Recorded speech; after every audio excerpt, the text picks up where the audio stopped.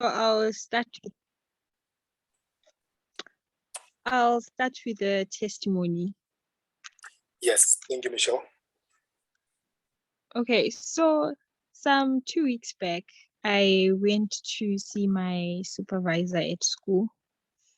And when I went to see her, I had gone to give her like an update on what I've done so far and what's left from my project. And then when I got there and when I tried to have that conversation with her, she just wasn't willing to listen to what I had to say. She thought what I was doing was a waste of time. She even told me she was not comfortable with the topic. And it's almost end of semester, actually end of the year. And then she's telling me she's not comfortable with the topic that she approved last year. And then all of a sudden, she just wasn't in the right mood. She didn't want to have a proper conversation with me. So we couldn't reach any agreement like after that conversation. And then she just told me to try and send her a summary of what I'm trying to say because she just didn't get what I'm trying to say. So I did that, but she didn't even respond to my email. So that's when I started panicking. And then I started thinking, maybe I'm going to fail because we couldn't reach any agreement. And then that's when I talked to Denzel. And then I remember he reminded me that there is something I could do about it, even though I thought, yeah, it was the end of the road for me and I was going to fail, but there was still something I could do about it. I could still have that conversation with her that I failed to have on that very day. I could talk to her like through prayer, like when I'm meditating, I could have that conversation with her. I could imagine myself saying whatever I wanted to say to her, and I can imagine her saying whatever I wanted her to say back to me. So that's what I did. I decided to meditate, and in my meditation, I visualized us having that conversation that we failed to have. I said everything I wanted to say to her. I imagined her saying back what I wanted her to say back to me. And then after was it 3 days, she asked to see me. And then I was surprised, but then I went and then I saw her, and I was shocked because when I got there, it seemed like it was a completely different person altogether. She was in a better mood. She was willing to listen to what I had to say. We actually had that conversation, which I imagined us having, and she was willing to listen to what I had to say. And all of a sudden, she had a change of heart, and she thought everything was okay. She even liked what I was doing, and it was surprising because you would say that she wouldn't change her mind from the last conversation that we had had. And then she had a complete change of heart, and it looked like a completely different person. So I wanted to share this testimony with you guys to encourage somebody that even though a situation may seem so difficult or a person may seem so difficult, there's still something you can do about it. You still have the power to change that. Because now I'm a happy student, you guys. I'm a happy student. So yeah, that's what I wanted to share with you guys. Oh, wow.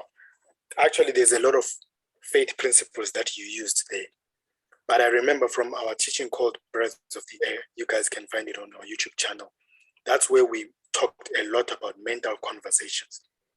Having a conversation with somebody who's not physically present with you. And Michelle is giving us the proof. Okay, wait, Michelle, so from the time this happened up to you had a mental conversation with her, and then you saw her physically. What was the time lapse between those events? From the time that she gave you a nasty attitude up to the time that you met her for the second time, how much time was in between them? 3 days. 3 days? Yes. Wow. In only 3 days, God changed her heart. That's Yes. amazing. That's amazing. I think this is a powerful testimony, and I'm also learning as you are speaking. So, specifically to you, Michelle, you will have many more opportunities in your life to use this faith principle. Now, here's where it gets complicated, or where many people complicate faith. What happens is that your natural mind will try to convince you that this was not the result of a faith principle. It just so happened. It would have happened anyway. And that's what the devil does also with many of our answered prayers. He will try to make you think, no, it's not a miracle. I mean, it would have happened anyway, even if you hadn't prayed. It would just have happened as a matter of course. So it's not really faith at work. And that's how people end up losing their testimony in life. Remember, in the book of Revelation, we are told that they overcame him by the blood of the Lamb and the word of their testimony. So the devil wants you to think that your testimonies are not real. It's just something that would have happened anyway. But you need to realize that it's a testimony. Why is this important? It's important because it makes you realize, if this is a testimony of a faith principle at work, I can repeat this every time and have powerful results. So next time you are faced with any similar situation, Michelle, just point back to this time where you shared your testimony with us and say to yourself, okay, I once had a situation with my lecturer and I did such and such and it worked. Let me use the same faith principle and it will always work because it's a principle. And I hope Naledi, hope Goku are being encouraged by this testimony. But that's not all. Michelle has a lot more to tell us. Please tell us your dream. Now, you guys do know that we made a lot about dreams here on this platform. We've talked about dream manipulation. We've talked about interpreting your dreams. And one of the things that we said was, if you cannot interpret your dreams, the next best thing to do is to manipulate your dreams. Now, in dream interpretation, that's where we realize that your dreams are talking to you about things which have happened in the past, things which are perhaps happening now, or things which are yet to happen. Now, I want you to listen to a dream which Sister Michelle had, and then we're going to analyze everything that happened after that. Please, Michelle, go ahead. Okay, so I think it's a week ago or two. I'm not so sure now. I had a dream, and in my dream, I met up with a certain man, and then this man, like, he took my bank card, right? And then in him taking it, it seemed as if he was trying to lure me somewhere, like he wanted me to follow him for me to get the card. So I started following this guy, and then I followed him into a place that I didn't even know, but somehow I managed to get the card back from him. And then once I took the card back from him, I started running, trying to run away from this guy. And this guy started following me. He followed me until I got home. And then when I got home, I'm still running. I'm running away from this guy and he's right behind me.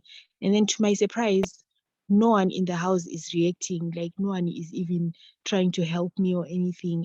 I'm saying this guy is following me, but no one is reacting. And then I was surprised. I got to my room, and then this guy, suddenly he held me close, like he wrapped his arms around me. And then I'm wondering, why isn't anyone reacting? By then, I hadn't realized that I was the only one who could see this guy. Apparently, everyone else could not see him. It appeared as though he was a ghost or something. No one could see him, and I was the only one who could see this guy. And then until after some minutes, that's when I remember my parents came in, and then they switched on the light. And then that's when he started running away. That's when the guy started running away.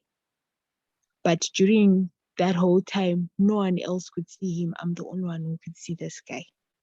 And then, yeah, so that's the dream that I had.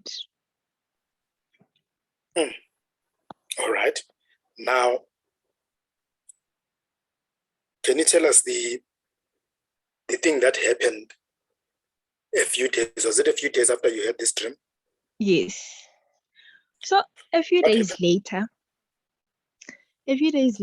a friend invited me, like, to this church conference, right? So I went to this church conference. And then when I got there, the first thing I noticed was that people were paying for consultations with a certain pastor. And then by then I just didn't mind it. I was like, okay, it's fine.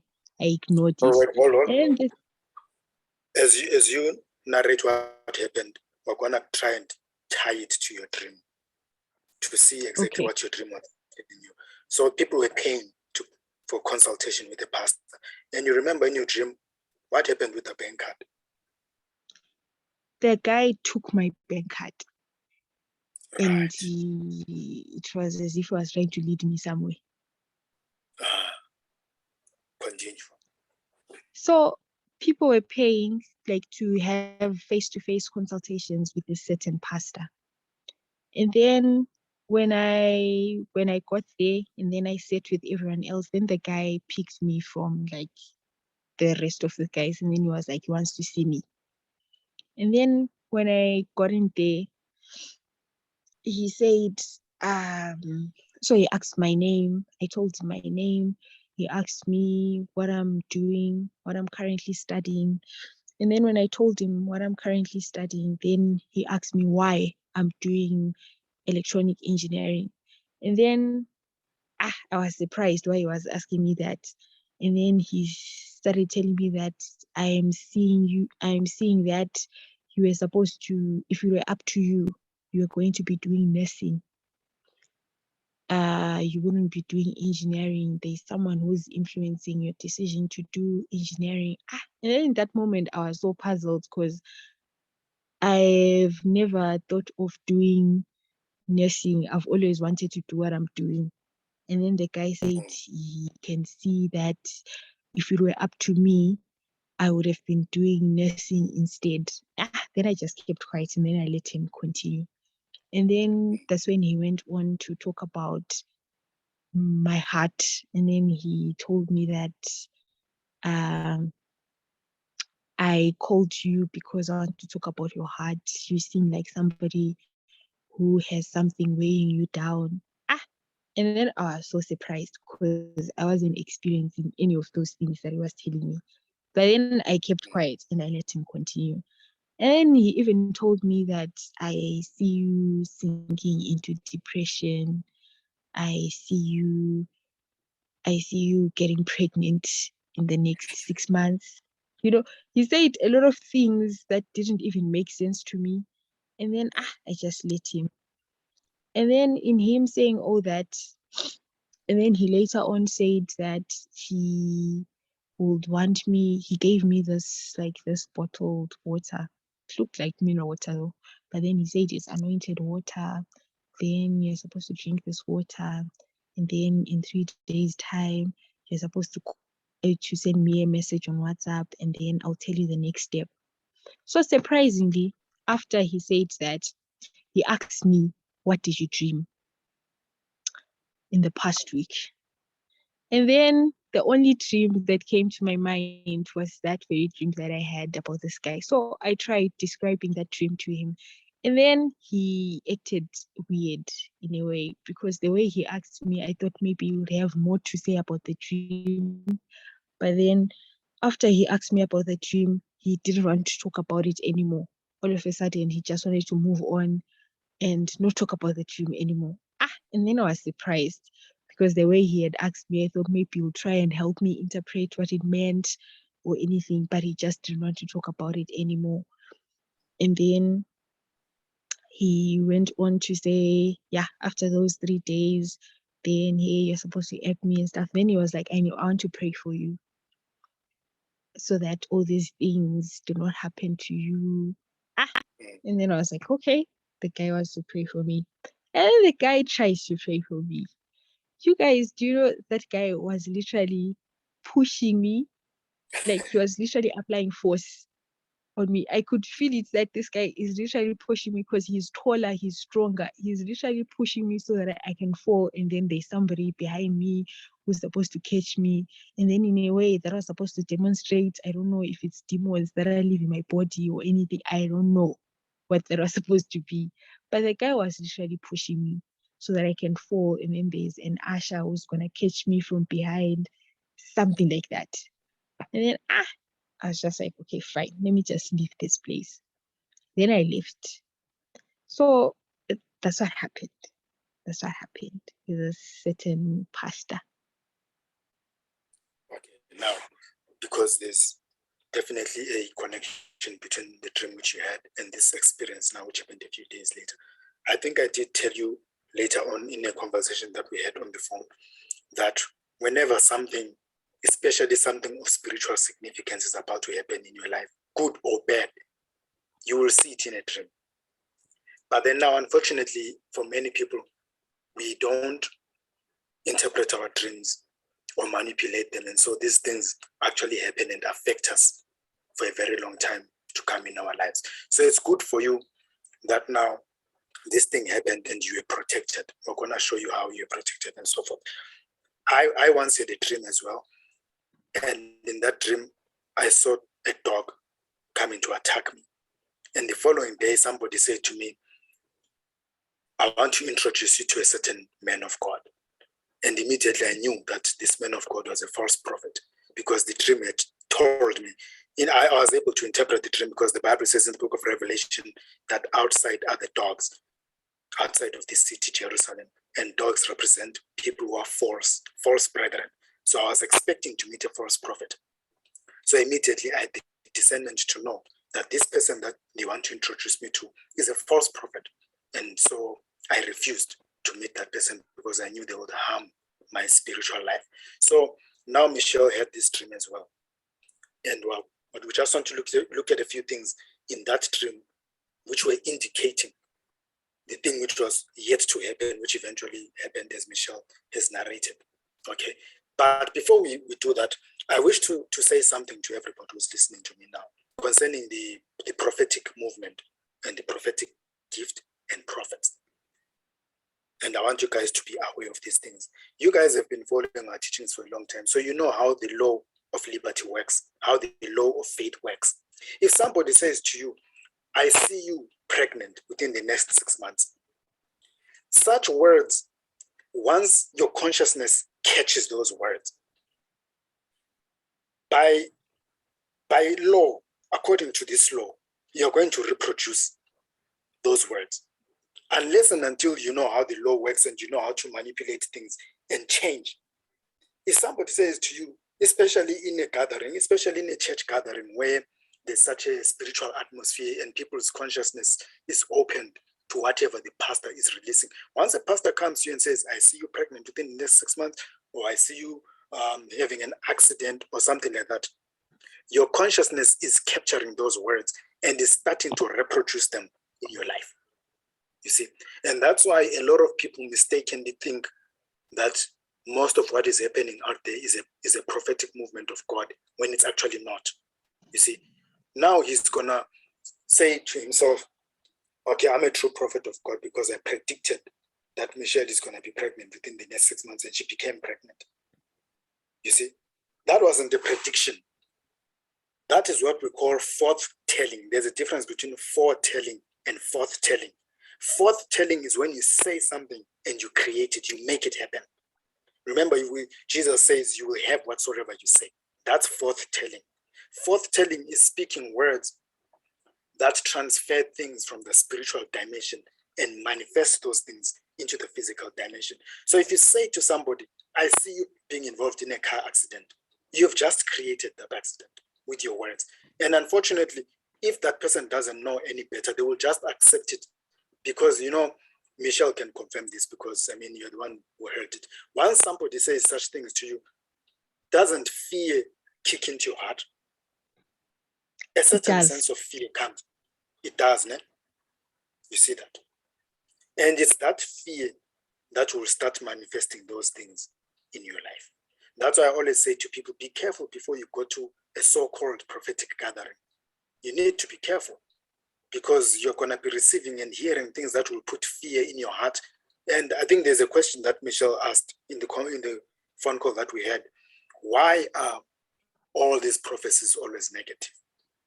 Why can't the prophets see anything good that God is doing in my life? Why can't the prophet see anything that the angels are doing in my life? Why is it always evil stuff that's going on in my life? You see, now we are not saying, of course, that God does not give us warnings of bad things that are yet to come. But I just want you to know the difference between forth-telling and foretelling, and you having the ability to discern between a true prophet and somebody who's just speaking words over you and creating things which you don't want. Just because somebody has said, I'm seeing you doing nursing or I'm seeing you doing accounting, it does not mean it's God who wants you to do that. In 2013, I received important words from a woman of God called Pastor Annalise van Rensburg, and I'll never forget what she said. And I'm saying it to you guys tonight. And after I've said it, I want you to type it in the chat box, everybody. She said, don't let somebody hijack your life through prophecy. And after you've put it in the chat box, you're going to put it on your WhatsApp status or on Facebook or somewhere so that somebody else is going to read that and wake up. Don't let somebody hijack your life through prophecy. And what that means is, don't let somebody come to you now and say, I'm seeing you being married to a pastor, or I'm seeing you being married to a mechanic, or I'm seeing you being married. And then when you know yourself, which is genuinely, you have not desired to be married to a pastor. Now, just because somebody has said they had a dream or they had a prophetic word concerning you, now you turn your life around and you start following things which are not really in your heart. You have allowed somebody to hijack your life. And this is so serious, especially in church, guys, because there are people everywhere in churches whose lives have been hijacked in the name of prophecy. People have gone into relationships they were not supposed to go into because a brother or sister came and said they had a vision. And then you just go into a relationship which you don't even want. People you go into a wrong career, you start a wrong business because you've allowed somebody to hijack your life through prophecy. Don't let that be the case with you. Have a discerning spirit, especially you guys, because you know the law. Now, Michelle, in your dream, the man took your bank card, right? Yes. To me, that is definitely talking about finances. I just want to let you guys realize what actually happens to people when you go to a gathering like that and they make you pay to speak with the man of God one-on-one or things like that. There's this financial capture, this capture of people's finances that is happening, unfortunately, in many churches around Africa. And this is just one example of it, where you're being made to pay to hear a word from God. You see, that is not right. And I'm saying to you guys right now that I don't believe that is the movement of God.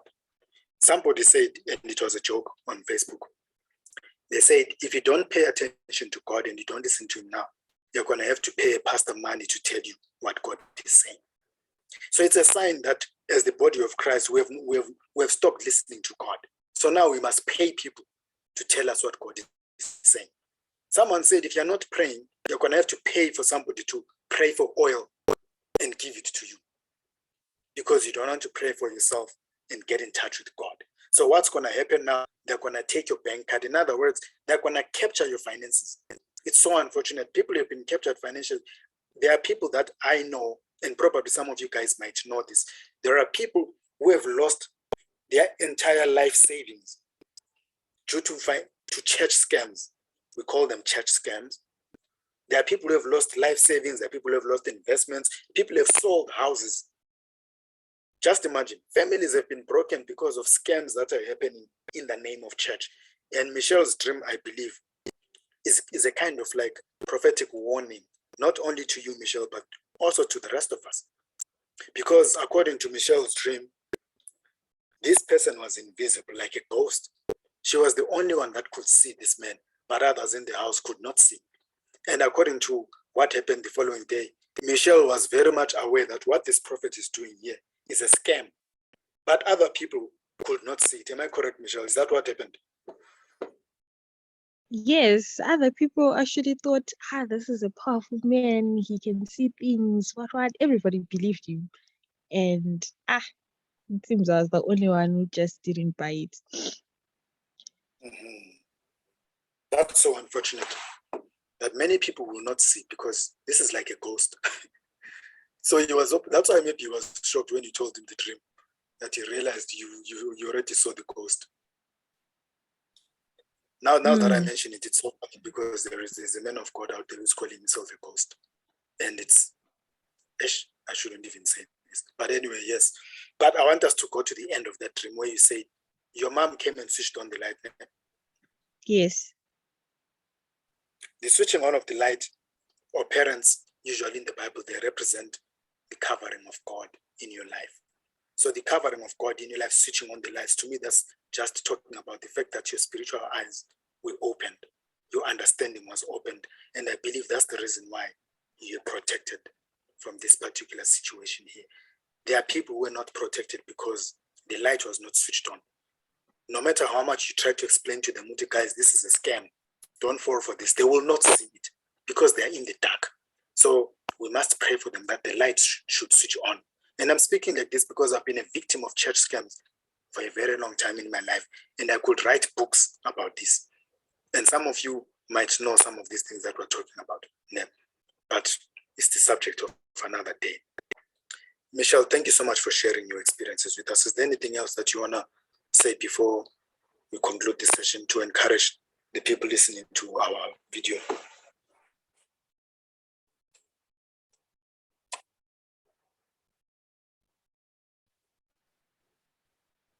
Sorry, come again. Is there anything else that you want to add before we allow the guys who are listening to also say something? Oh, no, but I just wanted to say that we should pay attention to our dreams. I've always been a person to also ignore some things and just think, it's just a dream. But I think there is nothing like just a dream. You need to pay attention to it and try to see what it's trying to communicate with you. That's true. Dreams are very, very accurate, guys. Everybody, no matter who you are. Don't say to yourself, okay, maybe Michelle is the one who has accurate dreams. Everybody has. Your dreams are always accurate. It's only a matter of you interpreting them correctly. But your dreams are always accurate. They will either accurately tell you something which happened in the past and you are not aware of, or they will tell you something which is happening in your life right now, or they will notify you of things that are coming into your life in the future. So dreams are always very accurate. And if you cannot interpret them now, just write them down, because someday those dreams will make sense. So always write your dreams down. And I believe everybody in Chikatilo knows this for a fact. We've talked about dreams a lot. So Michelle is just an example of the importance of dreams right now. Naledi, I hope you guys were encouraged, blessed by this testimonial.